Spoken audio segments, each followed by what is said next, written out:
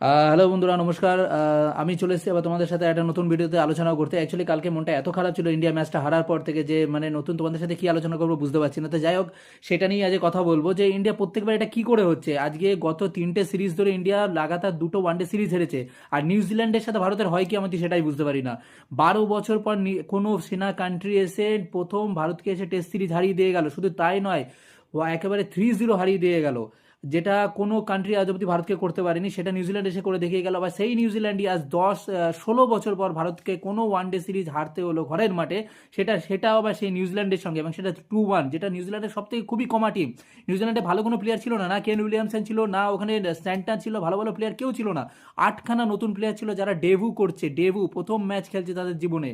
সেই রকম প্লেয়ার নিয়ে এসে তারা ভারতে খেলতে এসে সেই টিমের কাছে ইন্ডিয়ান ভেরি মানে খুবই আমাদের টিম খুবই মজবুত টিম, খুব স্ট্রং টিম। রোহিত শর্মা বিরাট কোহলি থেকে শুরু করে ভালো টিম। রোহিত শর্মা বিরাট কোহলি তো নর্মালি ভালো খেলেই, এদের নিয়ে কিছু বলার নেই। যদিও বা রোহিত শর্মা এই সিরিজটা একদমই খারাপ গেছে, কিন্তু বিরাট কোহলি তো সুপার ছিল, আছে আর চিরকাল থাকবে। তো যাই হোক, কিন্তু বাকি প্লেয়ারগুলোর থেকে কোনো পারফরমেন্স নেই। রাহুল থেকে শুভমন গিল থেকে শুরু করে শ্রেয়াস আয়ার থেকে শুরু করে যে প্লেয়ারটাকে নিয়ে এতটা আমরা গলা ফাটাই, শ্রেয়াস আয়ার, সেই প্লেয়ারটার কোনো পারফরমেন্স নেই এই সিরিজে। ঠিক আছে, তারপরে আর কি আছে, আর বাকি যে প্লেয়ারগুলো আছে, নীতিশ রেড্ডি কালকে পারফরমেন্স করেছে, তাকে দেখে মনে হলো যেন কাকে অনেক সমালোচনা হয়েছে, তাকে কোনো পারফরমেন্স করা তাকে সুযোগ দেওয়া হয় না, তাকে সুযোগ দেওয়া হয়েছে এবং সে পারফরমেন্স করেছে। কালকে হর্ষিত রানা দারুণ পারফরমেন্স করেছে।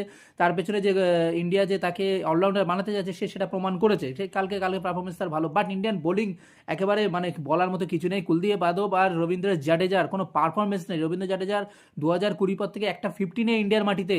জাস্ট ভাবা যায়, এটা কল্পনা করা যায় না। ওয়ার্ল্ডের মধ্যে 1 নম্বর সে অলরাউন্ডার বলে কথা।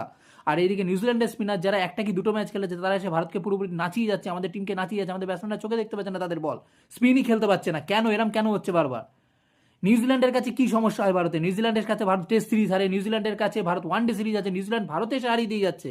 কামান ইয়ার, এটা কি করে মেনে নেওয়া যায়? তাও ইন্ডিয়া স্ট্রং টিম, আর নিউজিল্যান্ড একদম কমা টিম নিয়ে এসছে। প্লিজ ইয়ার, এরম মানা যায় না। কিছু তো করো, গৌতম গম্ভীর এবং টিম ম্যানেজমেন্ট, কিছু তো করো। তোমরা যদি আমার এই মানে ইমোশনাল এত রাগ হয়েছে সে মানে ইমোশনালি তোমাদের সাথে এই আজকে আলোচনা করলাম। তো আমি যদি কিছু ভুল বলে থাকি তো আমি ক্ষমা প্রার্থী। আর যদি তোমাদের মনে হয় যে আমি ঠিক বলছি, তো প্লিজ কমেন্ট করে জানাও, আমাকে সহমত জানাও।